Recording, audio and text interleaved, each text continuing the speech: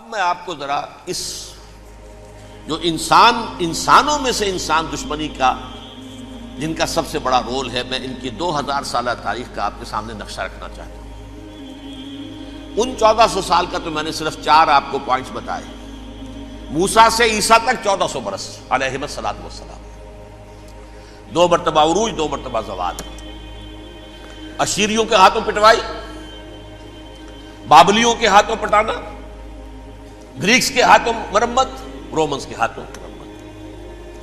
یہ جو 2000 سال ہیں، کیونکہ اب تو ظاہر بات ہے 21ویں صدی شروع ہو گئی، 20 صدیاں حضرت مسیح کو پوری ہو گئی۔ پہلی بات نوٹ کیجئے، حضرت مسیح کی پیدائش ہے سن 1 قبل مسیح۔ یہ نقطہ آپ نے کبھی سنا ہے یا نہیں؟ جب ملینیم کا سلسلہ شروع ہوا تھا پچھلے سال، تو میں نے بیان کر دیا تھا کہ ایک عجیب حساب کے اندر انہوں نے غلطی کی ہوئی ہے۔ حضرت مسیح کی پیدائش ہوئی 25 دسمبر کو، سن انہوں نے شروع کر دیا، جو اس کے بعد جنوری آئی تو پہلا سال شروع ہو گیا۔ اگر جنوری سے پہلا سال شروع ہوا تو یہ 6 دن جو ہے تو اس کے پچھلے سال میں تھے، لہذا کہا جائے گا کہ Jesus Christ was born 1 year before Christ, BC۔ تو 1 قبل مسیح میں حضرت مسیح کی پیدائش ہوئی۔ یہ آخری اسرائیلی نبی اور رسول۔ یہودی علماء کی مخالفت، دشمنی، سولی پر چڑھوا دینا میں بیان کر چکا ہوں۔ سن 33 عیسوی میں، جبکہ حضرت مسیح کی عمر 33 برس تھی، اللہ تعالیٰ نے انہیں زندہ آسمان پر اٹھا لیا، لیکن یہودیوں نے اپنے خیال کے مطابق انہیں سولی پر چڑھوا دیا، ان کی موت واقع ہو گئی۔ اگرچہ اس کے بعد یہ اختلاف ہے ان میں، یہودی کہتے ہیں وہ سولی پر چڑھ گیا، ختم ہوا، مر گیا۔ عیسائی کہتے ہیں نہیں، انتقال ہوا ہے مسیح کا صلیب پر، لیکن پھر وہ دوبارہ زندہ ہو گئے ہیں۔ ان کی لاش ایک غار میں رکھ دی گئی تھی، وہاں ریزریکشن ہو گیا، ان کا باعث بعد الموت وہی ہو گیا، اور پھر انہیں اللہ نے زندہ آسمان پر اٹھا دیا۔ تو ہمارے اور عیسائیوں کے درمیان نوٹ کر لیجئے، یہ چیز مشترک ہے کہ حضرت مسیح آسمان پر زندہ اٹھائے گئے۔ فرق کیا ہے؟ وہ سمجھتے ہیں کہ سولی دیے گئے، سولی پر مرے، پھر زندہ ہوئے، پھر گئے۔ ہم سمجھتے ہیں کہ نہیں، وما صلبوہ وما قتلوہ، انہوں نے نہ صلیب دے سکے انہیں اور نہ انہیں قتل کر سکے، بل رفع اللہ الیہ، اللہ نے اٹھا لیا۔ پھر ہمارا اور یہ اس کا عیسائیوں کا ایک اور اتفاق ہے، سیکنڈ کمنگ آف جیسس، حضرت مسیح دوبارہ آئیں گے۔ یہ عیسائیوں کا بھی عقیدہ ہے اور ہمارا بھی۔ بہرحال تو جیسا کہ میں نے عرض کیا کہ اس وقت یہ عذاب استیصال، عذاب اکبر کے مستحق ہو چکے تھے، لیکن اللہ نے ان کی مدت دراز کی ہے، لیکن ان پر دنیاوی عذاب کا ایک کوڑا جو ہے اللہ تعالیٰ کی طرف سے اسی وقت برسا۔ دنیاوی عذاب دنیا میں رہتے ہوئے ختم نہیں کیا۔ 37 برس بعد، حضرت مسیح کے رفع سماوی کے 37 برس بعد، سن 70 میں یہودیوں نے بغاوت کی رومیوں کے خلاف۔ رومی ٹائٹس جنرل تھا ایک، اس نے پھر جو حملہ کیا ہے، 1,33,000 یہودی ایک دن میں قتل کیا یروشلم میں، اور ہیکل سلیمانی گرا دیا۔ وہ ہیکل پہلے بھی گرا تھا، پہلے 1400 سال کے دوران میں بھی نبوکدنضر نے گرایا تھا، لیکن پھر اس کے 150 سال بعد انہوں نے دوبارہ بنا لیا تھا، اس لیے وہ اسے سیکنڈ ٹیمپل کہتے ہیں۔ پہلا ٹیمپل جو حضرت سلیمان نے بنایا تھا، نبوکدنضر نے گرا دیا 587 قبل مسیح میں، پھر دوبارہ انہوں نے 150 سال کے بعد بنا لیا۔ وہ اس تاریخ کا حصہ ہے، میں نے جس کے بارے میں آپ کو تفصیل نہیں بتائی۔ اس میں یہ ہوا سن 70 میں وہ گرا دیا گیا، وہ آج تک گرا پڑا ہوا ہے۔ نمبر 2، یہ کہہ دیا گیا کہ یہودیوں اس ارض فلسطین سے نکل جاؤ، تم یہاں نہیں رہ سکتے اب۔ لہذا جس کا جہاں سینگ سمایا چلا گیا، یورپ میں چلے گئے، ایشیا میں آ گئے، عرب میں آ گئے، یہ 3 قبیلے جو رات بھی میں نے عرض کیا تھا، بنو قینقاع، بنو نذیر اور بنو قریظہ، یہ وہاں سے آ کے مدینے میں آباد ہو گئے۔ جس کا جہاں سینگ سمایا، افریقہ میں، ہندوستان میں، جہاں چلے گئے۔ ڈایاسپورا اسے کہتے ہیں، وہ آپ نوٹ کر لیجیے اس لفظ کو، ڈایاسپورا، ہمارا دور انتشار، جبکہ ہمیں ہماری اصل سرزمین تو فلسطین ہے، حضرت ابراہیم کا مسکن، حضرت اسحاق حضرت یعقوب کا مسکن فلسطین، یہ ہے ہماری اصل جاگیر، یہ تو ہماری جدی پشتی جاگیر ہے، لیکن یہاں سے نکال دیے گئے سن 70 عیسوی میں، اور وہاں سے لے کے 1917 تک ان کا ڈایاسپورا جاری رہا۔ یہ دور انتشار ہے۔ اس دور انتشار کے اب چند حصے ہیں جس کو میں چاہتا ہوں کہ آپ علیحدہ علیحدہ سمجھ لیں۔ دور انتشار کا جو پہلا جو ہے تقریباً 300 برس رومی حکمران تھے، وہ یہودیوں کے بھی دشمن تھے اور عیسائیوں کے بھی دشمن تھے، عیسائی اور یہودی ایک دوسرے کے بھی دشمن تھے، لیکن رومی سمجھتے تھے کہ یہ ایک ہی تھیلی کے چٹے بٹے ہیں۔ رومیوں کے نزدیک عیسائی بھی یہودیوں ہی کا ایک فرقہ تھے، کوئی علیحدہ مذہب تو تھا ہی نہیں، لہذا رومی جو ہیں رومنز وہ ان دونوں کو ستاتے تھے، مارتے تھے، اور یہ آپس میں لڑتے تھے، یہودی عیسائیوں کو مارتے تھے، عیسائی یہودیوں کو مارتے تھے۔ یہ ہے 300 برس تک کی تاریخ۔ سن 300 عیسوی میں کیا ہوا؟ ایک معجزہ ہو گیا۔ بہت عظیم ایمپرر کانسٹینٹائن، قسطنطین اعظم، رومن ایمپررز میں سے بہت بڑا ایمپرر، وہ عیسائی ہو گئے۔ اب تو معاملہ بالکل تلپٹ ہو گیا، پوری سلطنت عیسائی ہو گئی۔ اب عیسائیوں کے عیش ہو گئے اور یہودیوں پہ مار پڑنی شروع ہوئی۔ اب عیسائیوں کا آپ خود سوچئے کہ جنہیں وہ خدا بنا بیٹھے ہیں، خدا کا بیٹا قرار دے رہے ہیں، ان کے قاتل کون؟ یہودی بدماش۔ لہذا ان کی وہ پٹائی شروع ہوئی ہے یورپ میں، پوری رومن امپائر میں انہیں ذلیل کیا گیا، شہروں میں آمد بند، علیحدہ رہو، گھیٹوز کے اندر رہو۔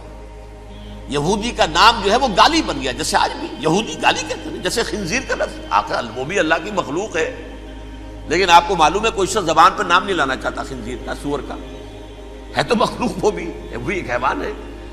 ایسے ہی یہ ہے یہودی، یہودی گالی، جھوٹ گالی۔ لہذا ایک طرف تو ان دونوں کے درمیان دشمنی، جس کو قرآن کہتا ہے وَأَغْرَيْنَا بَيْنَهُمُ الْعَدَاوَةَ وَالْبَغْضَاءَ، ہم نے ان کے مابین دشمنی جو ہے پیدا کر دی ہے۔ اور جب یہ پوری سلطنت عیسائی ہو گئی تو قافیہ تنگ ہو گیا یہودیوں کا۔ اب آئیے 571 عیسوی، یعنی جب کہ ڈایاسپورا کو کتنا عرصہ ہو چکا تھا؟ 500 برس۔ سن 70 سے شروع ہوا ڈایاسپورا، جب ٹائٹس نے گرایا ہے ہیکل کو اور نکال باہر کیا انہیں فلسطین سے، بھاگ جاؤ، یہاں ایک یہودی بھی نہیں رہے گا، فلسطین سے نکال دیے گئے۔ اس کے پورے 500 برس بعد سن 571 عیسوی میں حضور کی پیدائش ہوئی، ولادت با سعادت محمد الرسول اللہ صلی اللہ علیہ وسلم۔ 610 میں آپ پر وحی کا آغاز ہوا، لیکن حضور کے ساتھ ان کا معاملہ کیا رہا؟ اول تو جبکہ حضور ابھی مکے ہی میں تھے، یہودیوں نے ریشہ دوانیاں شروع کر دی حضور کے خلاف۔ قریش مکہ کو سکھاتے تھے، پڑھاتے تھے، ان سے یہ پوچھو، ان سے یہ پوچھو، انہیں اس طرح تنگ کرو، ان سے یہ امتحان لو، یہ آپ کے علم میں ہے۔ سورہ بنی اسرائیل میں، سورہ کہف میں وہ سوالات، جو امتحانی سوالات آئے تھے، ذوالقرنین کون تھا، اصحاب کہف کون تھے، تم رسول بنے پھرتے ہو تو بتاؤ، اور یہ روح کی حقیقت کیا بتاؤ، یہ ساری ریشہ دوانیاں کر رہے تھے بیٹھے ہوئے ابھی وہیں پر، حضور ابھی پہنچے بھی نہیں۔ ہجرت فرما کر حضور تشریف لے آئے تو حضور نے، جسے ماسٹر سٹروک کہا جائے گا، یعنی اسٹیٹس مین شپ کا ماسٹر سٹروک، آپ نے مدینے میں آتے یہودیوں کے ساتھ پیکٹ کر دیا، جوائنٹ ڈیفنس پیکٹ آف مدینہ، کہ اگر مکے والے ہم پر حملہ کریں گے تو ہم مل جل کر ایک قوم کی حیثیت سے مقابلہ کریں گے۔ یہ میثاق مدینہ کہلاتا ہے، جس کے بہت غلط معنی پہنائے جا رہے ہیں آج کل۔ بہرحال میں موضوع میرا چونکہ یہ نہیں، میں ادھر نہیں جاؤں گا، لیکن ہوا کیا؟ ہر مرتبہ یہ خیانت کے مرتکب ہوئے، ان نے جو عہد کیے تھے ان سے پھرے، اندر ہی اندر سازش، ریشہ دوانی، حضور کی بدترین دشمنی۔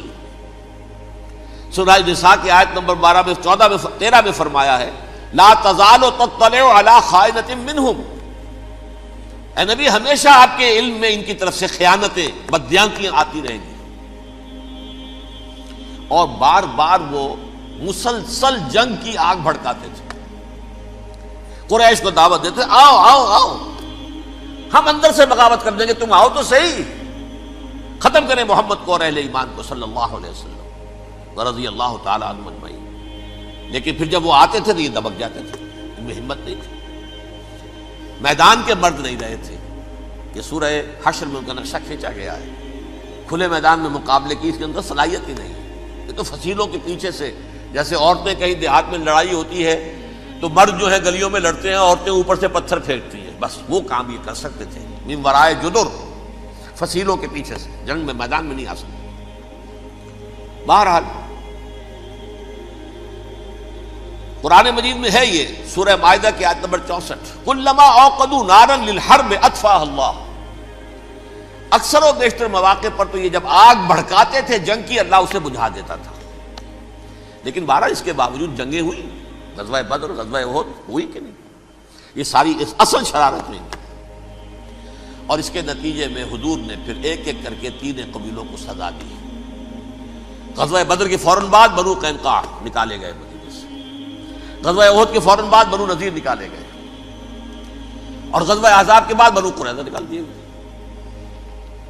یہ تو میں نے آپ کے سامنے رکھ دیا صرف حضور کے زمانے میں ان کا کیا رویہ رہا. دشمن، رات بھی ہم نے وہ آیت پڑھی تھی، لَتَجِدَنَّ أَشَدَّ النَّاسِ عَدَاوَةً لِلَّذِينَ آمَنُوا الْيَهُودُ وَالَّذِينَ أَشْرَكُوا. اہل ایمان کی دشمنی میں شدید ترین تم پاؤ گے یہودیوں کو اور مشرکین. مشرکین بھی بعد میں ہے، پہلے یہودی. حضور کے بعد کیا ہوا اب یہ نوٹ کیجئے، یہ ان کی تاریخ کا دوسرا دور ہے. حضرت عمر رضی اللہ تعالیٰ عنہ قائد خلافت ہے. بیت المقدس کا محاصرہ کیا گیا، فصیل بڑی اونچی، شہر اندر سے سیلف سفیشینٹ، حملے کا راستہ کوئی نہیں. محاصرہ طول کھینچ رہا ہے لیکن ان کے پاس رسد بھی موجود ہے، پانی بھی موجود ہے، وہ دروازے بند کر کے بیٹھے ہوئے ہیں. بالآخر اللہ تعالیٰ کی مشیت کا ظہور کیسے ہوا؟ ان کے کچھ علماء آئے فصیل پر، کہا دیکھو مسلمانوں، تم قیامت تک بھی یہاں پڑے رہو گے محاصرہ کر کے ہمارا، یہ شہر فتح نہیں ہوگا. ہاں ایک درویش بادشاہ کے ہاتھوں یہ شہر فتح ہونا ہے، لیکن تمہارے اندر ہمیں وہ نظر نہیں آ رہا. ابو عبیدہ بن الجراح رضی اللہ تعالی عنہ، امین هذه الامہ، ان کا فوراً ذہن گیا وہ درویش بادشاہ مدینے میں بیٹھا ہوا ہے عمر رضی اللہ تعالی. اب ایک اور عمر بھی ہے جو قندھار میں بیٹھا ہے. نقشہ وہی ہے، سادگی کی حد تک نقشہ وہی ہے، بالکل وہی، اپنی آنکھوں سے دیکھا ہے وہی سادگی. عمر اول، عمر ثانی تھے عمر بن عبد العزیز. اب ایک اللہ کے فضل سے اللہ تعالیٰ ایدہ اللہ بنصرتہ، اللہ تعالیٰ ان کی نصرت فرمائے، دشمنوں کو ان کے مقابلے میں نیست و نابود کرے. انہوں نے ریکویسٹ بھیج دی کہ حضور تشریف لائیے، یہ شہر فتح ہو جائے گا.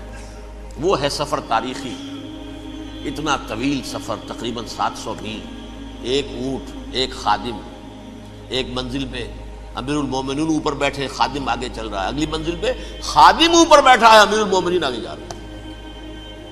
اور جب پہنچے ہیں تو وہ باری تھی خادم کی. انہوں نے ہاتھ جوڑ دیا، حضور خدا کے لیے تم کیا کہیں گے لوگ، وہ میرا برا حال کر دیں گے، تمہیں شرم نہیں آئی؟ امیر المومنین پیدل آگے چل رہے ہیں نکیل پکڑ کر، اور تم بیٹھے ہو اوپر براجمان ہو. حضرت عمر فرمایا الدور دورک، نہیں باری تمہاری ہے، بیٹھ. اس حال میں پہنچے ہیں. اور پھر یہ کہ ابو عبیدہ بن الجراح آئے ہیں، استقبال کیا ہے تو دیکھا ہے اس حال میں چلے آ رہے ہیں. عمر نکیل پکڑے ہوئے چلے آ رہے ہیں، اور کہتے ہیں کہ کہیں کیچڑ ویچڑ تھا، جوتے خراب ہو گئے تھے، وہ بھی اتار کے ہاتھ میں پکڑے ہوئے، کپڑے تو تھے ہی پھٹے ہوئے. انہوں نے کہا بھی حضرت ابو عبیدہ نے، دیکھیے یہ بڑا متمدن ملک ہے، بڑا مہذب علاقہ ہے یہ، آپ ذرا حلیہ اپنا دوست فرما لیں تب جا کے پیش ہم آپ کو کریں گے.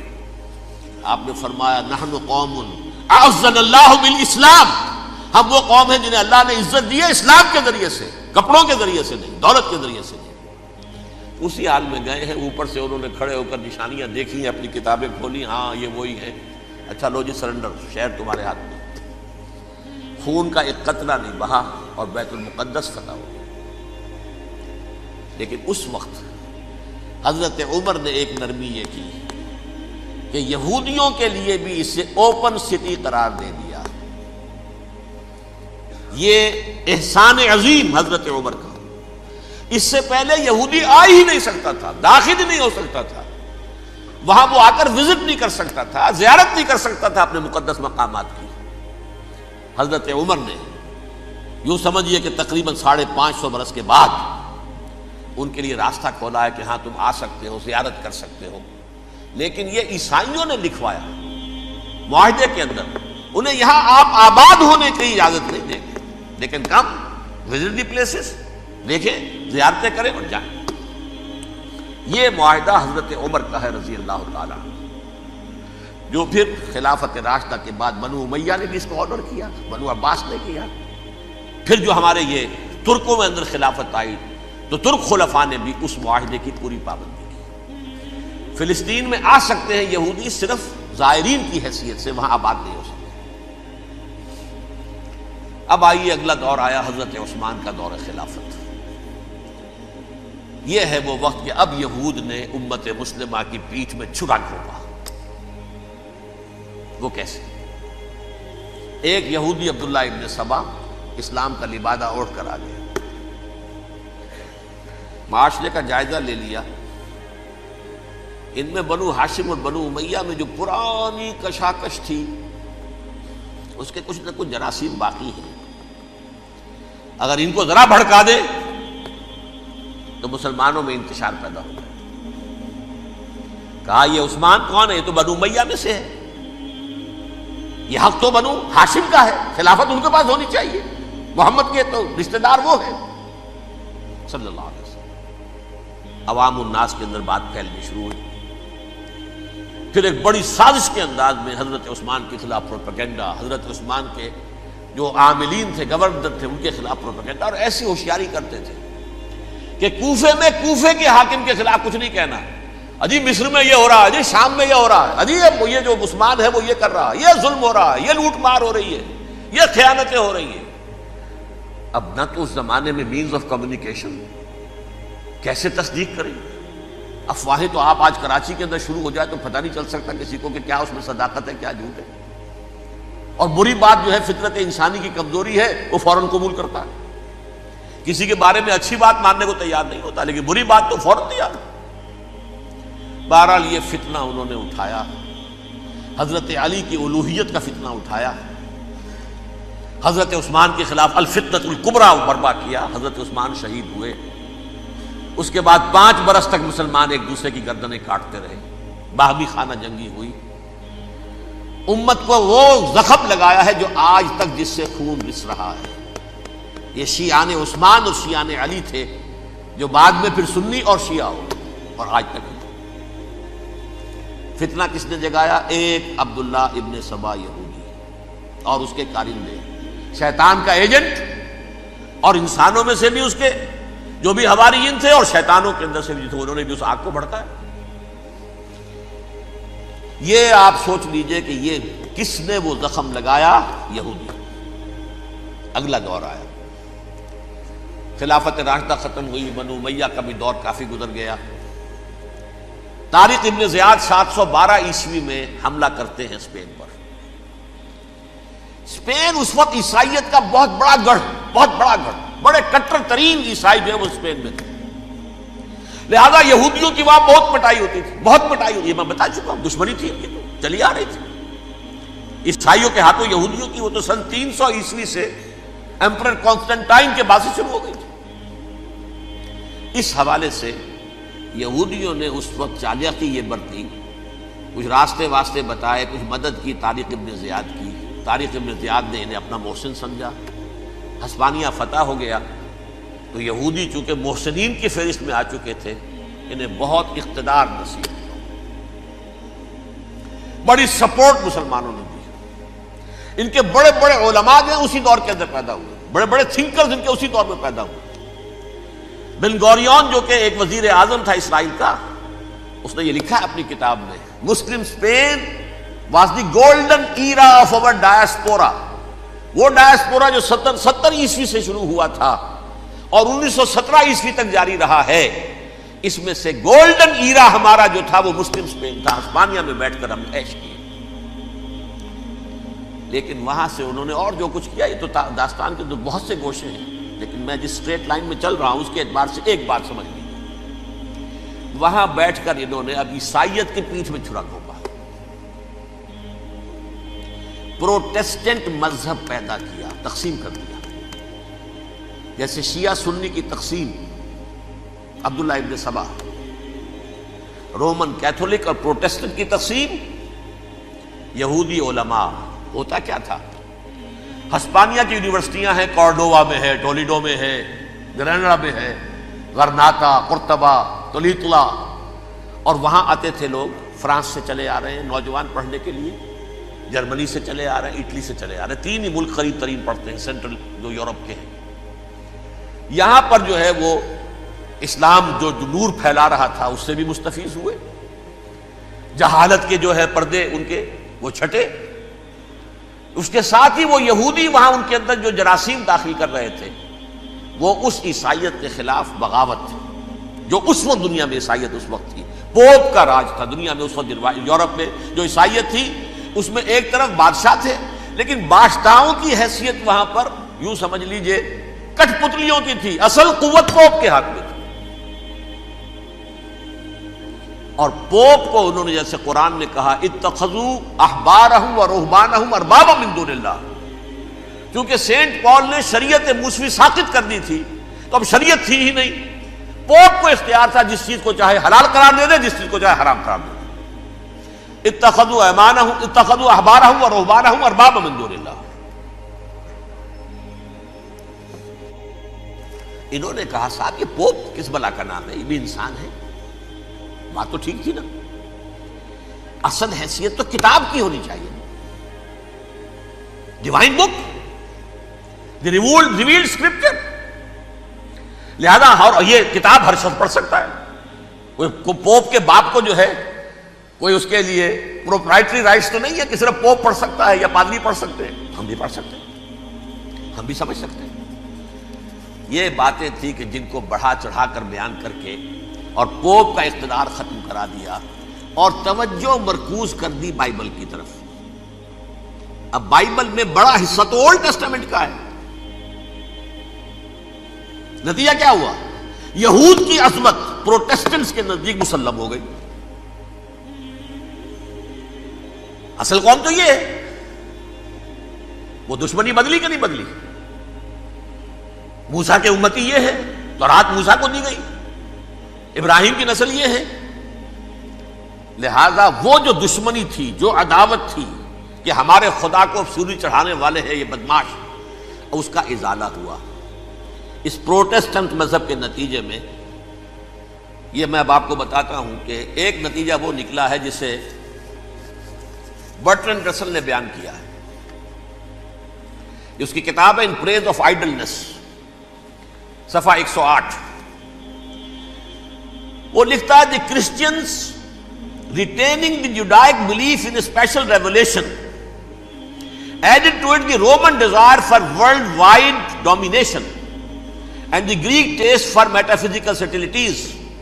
دی combination produce the most fiercely persecuting religion that the world has yet known. یہ 3 چیزیں آ کر عیسائیت میں مل گئی. ایک تو جب یہ اولڈ ٹیسٹامنٹ جو ہے وہ ان کے ہاتھ میں آ گئی، اور اس کے میں کچھ آپ کو بتا دیتا ہوں کہ اولڈ ٹیسٹامنٹ کی تعلیمات، کیونکہ یہ اولڈ ٹیسٹامنٹ جو ہے یہ محرف تھی. اصل تورات تو گم ہو گئی تھی 587 قبل مسیح میں، جب پہلی مرتبہ ہیکل جو ہے تباہ ہوا ہے، اس وقت ختم ہو گئی تھی. اس کے کوئی 150 سال کے بعد انہوں نے یادداشتوں سے مرتب کر کے لکھی ہے. اب اس میں ان کے اپنے خیالات، اپنے امانی، اپنی توجیحات وہ شامل ہو گئی. لہذا میں آپ کو حوالے دیتا ہوں اس کتاب کے اندر مظالم کی جو تعلیم دی گئی ہے اہل کتاب نے اپنے مظالم قتل عام کے جواز کے لیے تورات میں تبدیلیاں کی اور پیغمبروں پر دہشت ناکی اور بدترین حرام کاری کے الزامات لگائے. سنیے، پہلا حوالہ ہے یہ گنتی باب 31 آیات 17-18.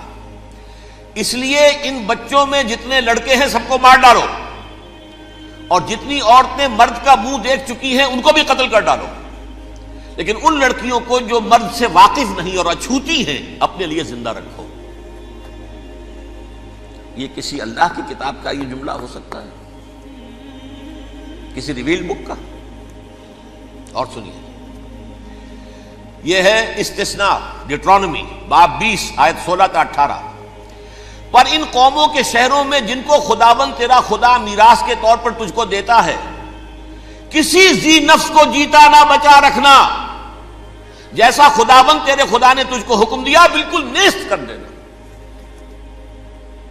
مرد، عورتیں، بچے، بوڑھے سب ختم. یہ کتاب مقدس ہے. اور سنیے،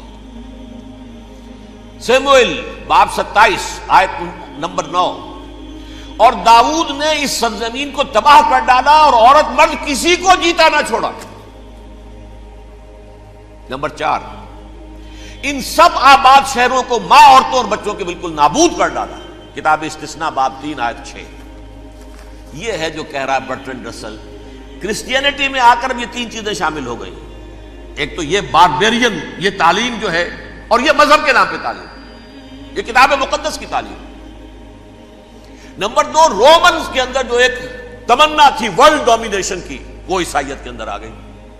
اس لیے کہ پوری رومن امپائر جو ہے عیسائی ہو گئی، تو اسے وراثت کے اندر ورلڈ ڈومینیشن کی جو ایک تمنا تھی وہ مل گئی. اور پھر یہ کہ انہوں نے جو توہمات تھے یونانیوں کے، ان کو بھی اپنے ہاں مختلف شکلوں کے اندر جمع کر لیا. ان تین چیزوں کا the combination produced the most fiercely persecuting religion that the world has yet known. اس کے نتیجے میں دنیا میں تاریخ انسانیت کے اندر جو بدترین خونخوار ترین مذہب ہو سکتا ہے وہ شکل عیسائیت نے اختیار کی. اور اس کا مظہر عتم کیا تھا؟ نوٹ کیجیے، صلیبی جنگیں. ایک بات ٹائم ٹیبل کے اعتبار سے نوٹ کر لیجئے گا. فرسٹ ملینیم ختم ہوا، سیکنڈ شروع ہوا.